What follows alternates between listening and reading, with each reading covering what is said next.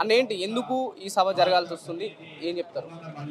ఈరోజు మన హిందువుల ఐక్యవేదిక పేరు మీద ఇందిరా పార్క్ ధర్నా చౌకలో బంగ్లాదేశ్లో ఉన్న హిందువులపైన దాడులకు నిరసనగా హిందువులపైన పదే పదే దాడులు చేస్తూ మహిళలను వివక్షలు చేసి మానభంగాలు చేసి వాళ్ళ ఆస్తులను కూడా దొమ్మి చేసి నిజంగా ఇండ్లను కూలగొట్టేసి హిందువులకు రక్షణ లేకుండా ఉండడం వల్ల దానికి వ్యతిరేకంగా ఈరోజు యావత్ భారతదేశంలో అన్ని జిల్లా కార్యాలయంలో కూడా హిందూ ఐక్యవేదిక పేరు మీద వివిధ పరివార క్షేత్రాల ఆధ్వర్యంలో ధర్నా చేస్తున్నామండి. నిజంగా ఈరోజు బంగ్లాదేశ్లో చూసుకుంటే మనము మైనారిటీలుగా ఉన్న వల్ల మొన్న ఎప్పుడైతే వాళ్ళ ప్రభుత్వం మారిన తర్వాత హిందువులపైన విపరీతమైన దాడులు చేశారు. ఆ దాడులే కాకుండా మన ఇస్కాన్ టెంపుల్ మన ప్రభుజీని కూడా అరెస్ట్ చేయడము, అట్లా హిందువులను ఎందుకు వివక్ష చూస్తున్నారు? అదే హిందువులు ఇక్కడున్న మైనారిటీలకు పూర్తి గౌరవం ఇస్తున్నాం. మనం ఇక్కడ అన్ని అధికారాలు ఇస్తున్నాం, అన్నిట్లో కూడా సమాన హక్కులు ఇస్తున్నాం. కానీ బంగ్లాదేశ్లో ఉన్న మన హిందువులు మైనారిటీలుగా ఉండడం వల్ల వాళ్ళు మన మీద దాడులు చేస్తున్నారు. దానికి నిరసనగా వ్యతిరేకంగా నిజంగా వాళ్ళను రక్షించాలనే ఉద్దేశంతో నిజంగా వివిధ క్షేత్రాలు పరివార క్షేత్రాల ఆధ్వర్యంలో ఇక్కడ పెద్ద ఎత్తున ధర్నా నిర్వహిస్తున్నామండి. జై శ్రీరామ్.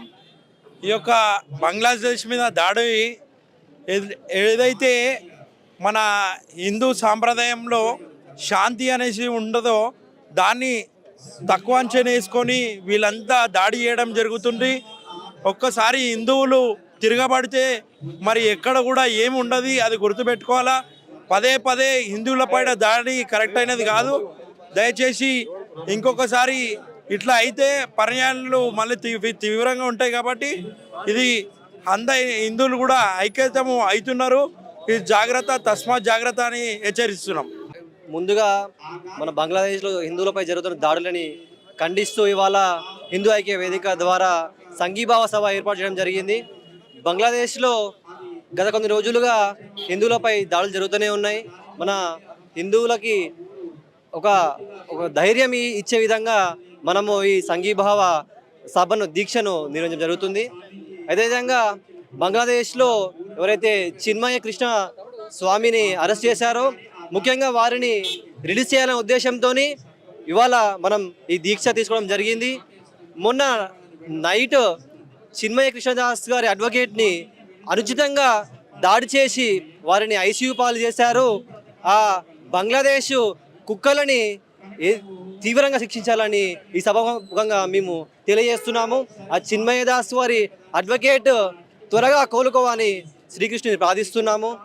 అదే మన భారతదేశం సెక్యులర్ హిందువులు ఏదో ఈ పాశ్చాత్య దేశాల్లో ఈ ముస్లిం దేశాల్లో జరిగిన సంఘటనల్ని ప్రతిఘటిస్తారు, ఖండిస్తారు. కానీ మన హిందువులపై జరుగుతున్న దాడులను అసలు ఖండించరు. ఇప్పటికైనా మేలుకోండి హిందువులారా, మనపై జరుగుతున్న దాడులను మనమే ఖండించాలి. మనమే ధైర్యంగా మనతో పాటు నించుంటేనే మన బంగ్లాదేశ్లో ఉన్నటువంటి అన్నదమ్ములు అక్క చెల్లెళ్ళు ఇవాళ మరి ధైర్యంగా ఉంటారనే ఉద్దేశంతో ఇక్కడ దీక్ష తీసుకోవడం జరిగింది.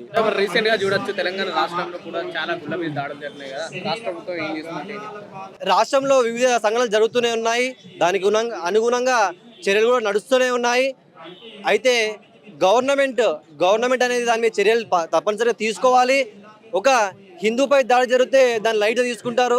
అదే అన్యమతస్థులపై దాడి జరిగితే దాన్ని ఏదో గందరగోళం చేస్తారు.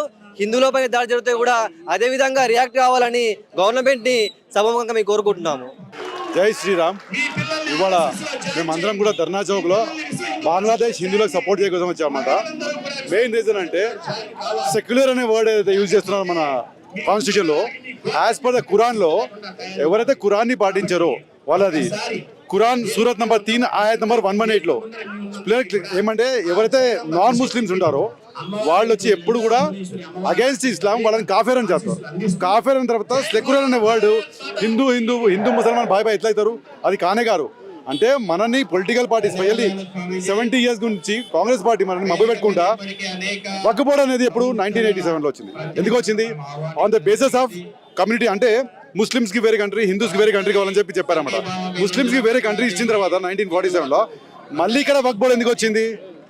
వేరే కంట్రీ ఇచ్చినప్పుడు హిందువులు ఇక్కడ సనాతన బోర్డు ఉండాలి, అది లేకుండా ఇంకా ఎన్ని రోజులు ఇట్లా ఆడుకుంటారు ఇట్లా. అంటే ఒకటి మాత్రం మనం అవేర్నెస్ కూడా రావాలి, హిందూ ముస్లిం ఎప్పుడు బాయ్ బాయ్ కాలేడు. ఖురాన్ సెక్యులర్ 101% సెక్యులర్ అనే వర్డ్ మన కాన్స్టిట్యూషన్ లో లేదు. 1940s ఎప్పుడైతే అంబేద్కర్ రాసిన రాజ్యాంగం ఉందో దాని సెక్యులర్ వర్డ్ లేదు, దాంట్లో ఇంక్లూడ్ చేశారు. ఎందుకు చేసారు? లేదు కదా ముందు నుంచి. ఇండియా హిందూస్ కంట్రీ, పాకిస్తాన్ ముస్లిం కంట్రీ సెక్యులర్ వర్డ్ ఎందుకు వచ్చింది? మన పొలిటికల్ విల్నెస్ లేకుండా మనం ఫాలో చేసే కాంగ్రెస్ పార్టీలు మనని డిసీవ్ చేసుకుంటే ఇట్లాంటి అన్ని ప్రపోజల్స్ పెట్టినాయి. అందుకోసం చెప్పేసి మనం అందరం కూడా ఒకటి పెట్టుకోవాలి, హిందువే హిందూకి సపోర్ట్ చేయాలి. బంగ్లాదేశ్ మీద ప్రస్తుతం హిందువులందరూ కూడా తిరగబడి అటాక్ చేయాలి, అప్పుడే దీనికి సొల్యూషన్ వస్తుంది. జై శ్రీరామ్. ఇప్పటి బంగ్లాదేశ్ ఏర్పడక ముందుకు 1971లో పాకిస్తాన్ ఆర్మీ బంగ్లాదేశ్కి వచ్చేసి, అంటే ఈస్ట్ బెంగాల్కి వచ్చేసేసి నరమేధం సృష్టించింది. అక్కడ ముస్లిమ్స్ను కాపాడేందుకు, మైనారిటీస్ని కాపాడేందుకు ఇందిరాగాంధీ గవర్నమెంట్ మన ఇండియన్ ఆర్మీ పంపించేసేసి ఆ ఊచకోతను ఆపేసేసింది.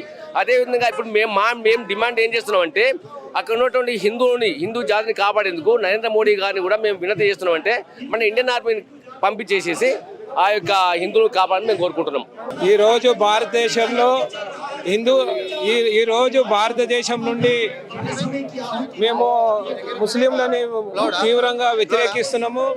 ఎందుకనంటే బంగ్లాదేశ్ భారతదేశం నుంచి, పాకిస్తాన్ నుంచి విడిపోయిన భాగం కాబట్టి ఈ భాగంలో హిందువులు 18% హిందువులుగా ఉన్న హిందువులని ఈరోజు మైనార్టీలుగా చేసి వాళ్ళను ఊచకోత కోస్తున్న ముస్లిం మతోన్మదులారా జాగ్రత్త.